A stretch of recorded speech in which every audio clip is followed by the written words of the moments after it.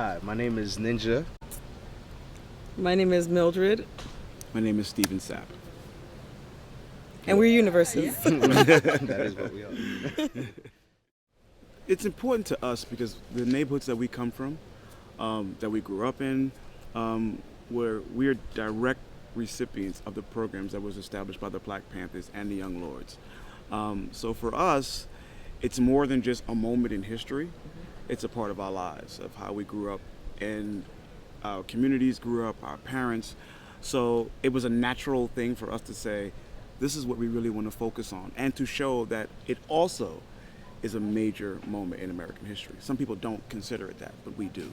Yeah, where Woodstock might have been considered a revolutionary event for some, it did not affect our lives in any way. However, the Black Panthers and the Young Lords putting in breakfast programs for students before they went to school, those are programs that are still running today. But, that was established by the Black Panthers and groups like the Young Lords and others who were around trying to make sure that before kids went to school, they were getting their breakfast. This was like the basis.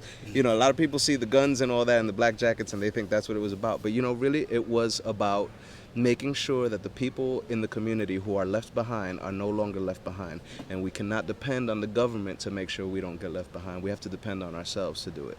Some things that they fought for that were seen as radical and that they were being arrested for and killed for are now government policy.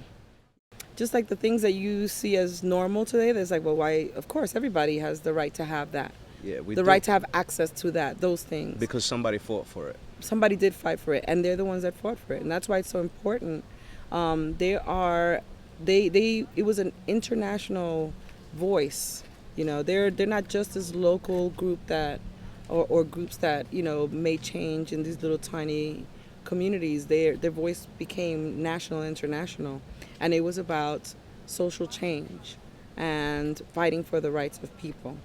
And if that meant sometimes being armed, because our Constitution said that we could be armed, then it meant upholding the laws of the United States and making sure that the United States understood its own laws.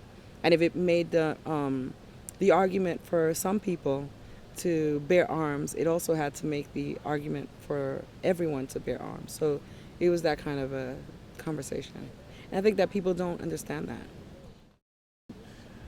The Black Panther Party must have been, and I'm not assuming, but it's at least 35 states where there was branches established. Some were bigger than others, some were more known than others, but the foundation was Oakland. I wonder if people who come to the theater in Oregon understand that there were Panthers in Portland, and there were young patriots who were also working with Black Panthers here in Oregon. And it's about, people don't really realize that this wasn't this local thing. It was just people all over, and it was about poor people and not about race.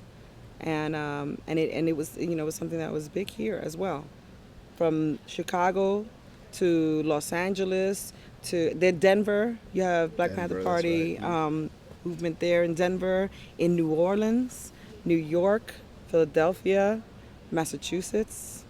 Just pick a state and you have people who are suffering, and when they see somebody fighting for them, they're going to want to join something, and they're going to want to say, this is what we're about. We're about community, and a community it's bigger than just the block.